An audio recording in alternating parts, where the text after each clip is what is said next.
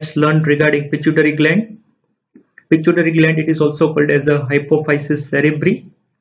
Pituitary gland, it is the master gland in the body because it regulates the so many endocrine glands in the body by its own secretion. But nowadays, this concept is not under acceptance because the hypophysis itself is under the control of the hypothalamus. That is the known fact right now. So we are going to learn this gland under the headings of this much topics. So now let's see where exactly the pituitary gland is situated, what is the measurement of this gland, and which are the presenting parts of this gland. So for that, let's see this picture. This is actually the sagittal section of the head and neck where we can easily appreciate this is the tongue, this is nose, this is cerebrum, this is cerebellum, this is corpus callosum,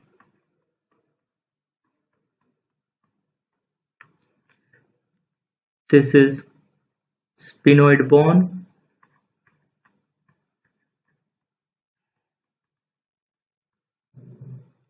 this is hard palate, and this is soft palate. Here we can see the frontal air sinus,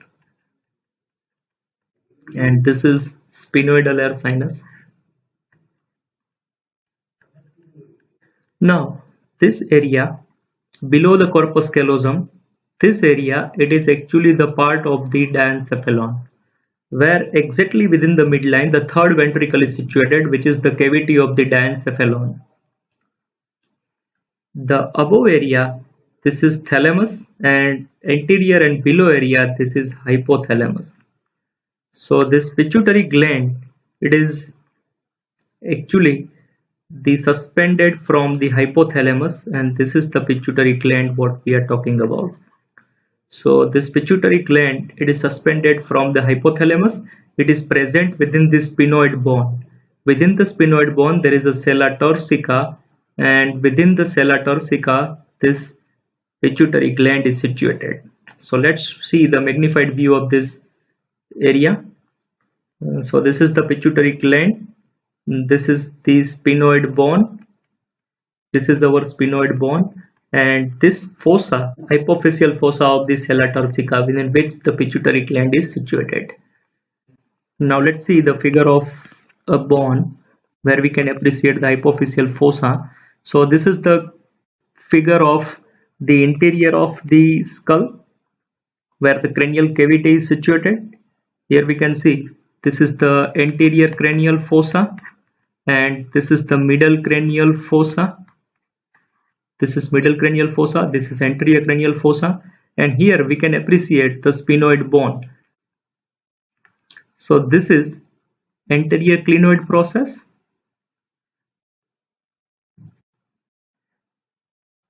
This is middle clinoid process. This is posterior clinoid process of one side, and this is posterior clinoid process of the other side. And this one is the tuberculum celli, and this is dorsum celli. The fossa here, this is the hypophyseal fossa, and all these structures collectively, tuberculum celli, hypophyseal fossa, and the dorsum celli, along with the middle clinoid process and posterior clinoid process, this structure, it is called as a sella turcica. So here within the hypophyseal fossa, the pituitary gland lies.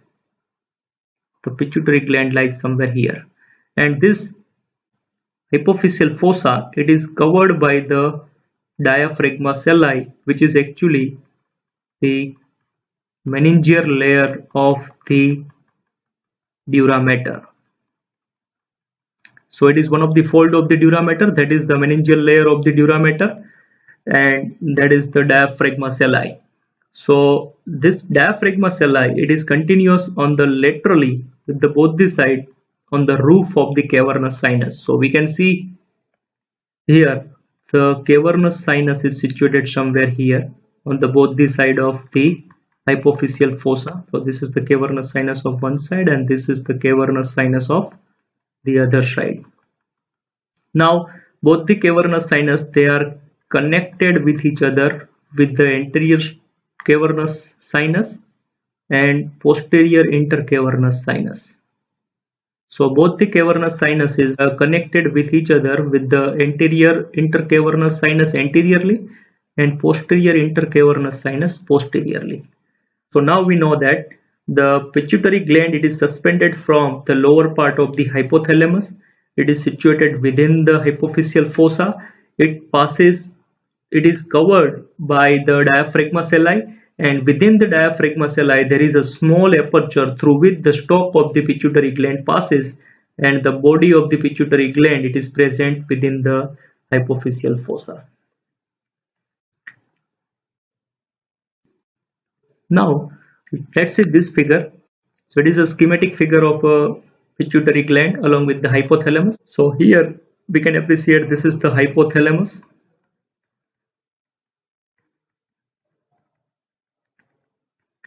This is the optic chiasma.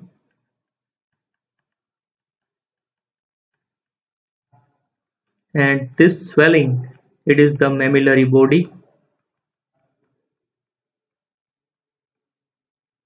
And this gland, it is the pituitary gland. Now this pituitary gland, it is around 0.5 gram in weight.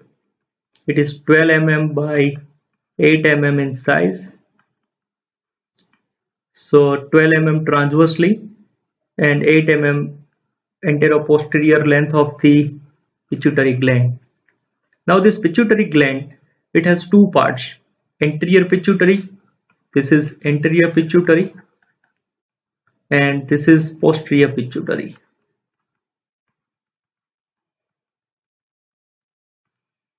Now this anterior pituitary and the posterior pituitary both are different in the developmental concern, as well as these two are different from the functional concern also, and these two are structurally, they are also different to each other. Sometimes anterior pituitary having one cleft within it, and this cleft, it is called as interglandular cleft.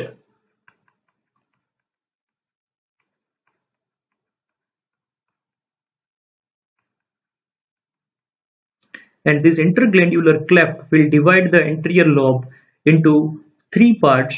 The first part, which is present in front of it, second part which is present behind it, and some part it is extending and wrapped around this infundibulum of the posterior lobe.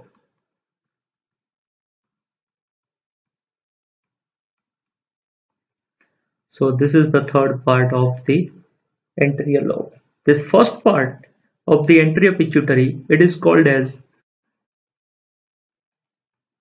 the pars anterior, or it is also called as pars distalis. The area behind the interglandular cleft, it is called as pars intermedius, and the area of the anterior lobe which is going to wrap around the infundibulum of the posterior pituitary, that is called as pars tuberalis. Now this posterior pituitary also having three parts. The posterior pituitary, which is present within the hypophyseal fossa, this portion, it is named as pars nervosa. This posterior pituitary, it is actually derived from the neuroectoderm, and it is actually the extension of the diencephalon, so that's why it is the continuation of the hypothalamus. So this portion, it is the pars nervosa. The stalk of the posterior pituitary, it is called as the infundibulum, and the portion of the posterior pituitary which is little bit elevated within the hypothalamus before start of the infundibulum, and this elevated area, it is called as a median eminence.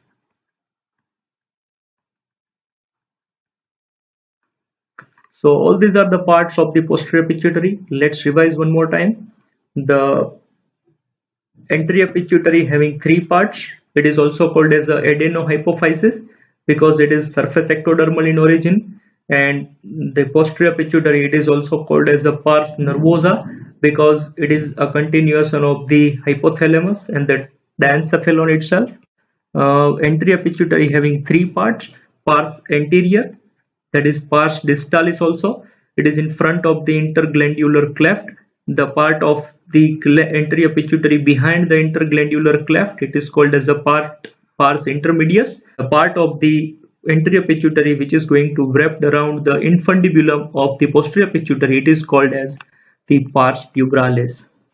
The three parts of the posterior pituitary having the pars nervosa, which is the lower part, that is the posterior lobe of the pituitary gland itself, having one infundibulum, and the median eminence. So these are the parts, and now let's start with the relation. So this is the base of the cranial cavity, what we are able to see here. This much area, it is the sphenoid body. So now let's focus on the body of the sphenoid bone. So for that, we already know that the pituitary gland, it is present within the hypophyseal fossa, and it is somewhere present here with the stalk, and it is covered with the diaphragma celli.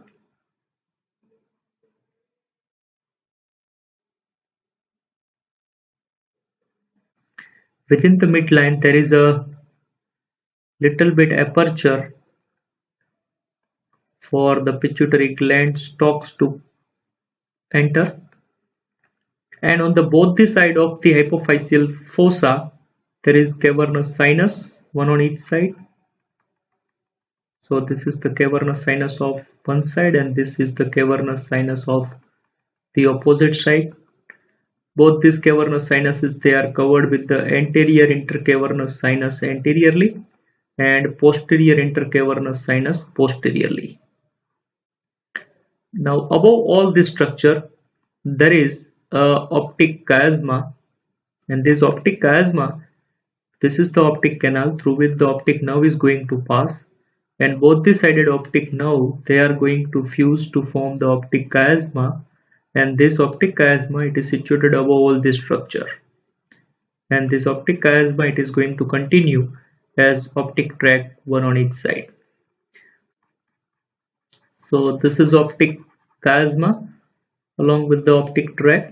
Optic chiasma, it is situated above all this structure, and here there is carotid artery, internal carotid artery, which is going to pierce the roof of the cavernous sinus, and after piercing the roof of the cavernous sinus, it will give one ophthalmic artery, one anterior cerebral artery. So this is the ophthalmic artery of one side, and this is the anterior cerebral artery, and on the both the lateral side it will provide the middle cerebral artery along with the few other branches, but we are concerned with the anterior cerebral artery because it passes just above the optic chiasma and run along the median longitudinal fissure. So now let's see the relations of the pituitary gland. Now we can easily appreciate that the pituitary gland on the each side, it is concerned with the cavernous sinus.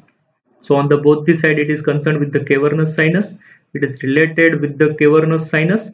Anteriorly it is related with the anterior intercavernous sinus and posterior intercavernous sinus, which is actually intercommunication between the two cavernous sinus of both the side.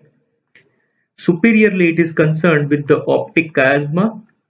Anterior cerebral arteries, they are getting communicate with each other with one branch, and that is called as a anterior communicating artery.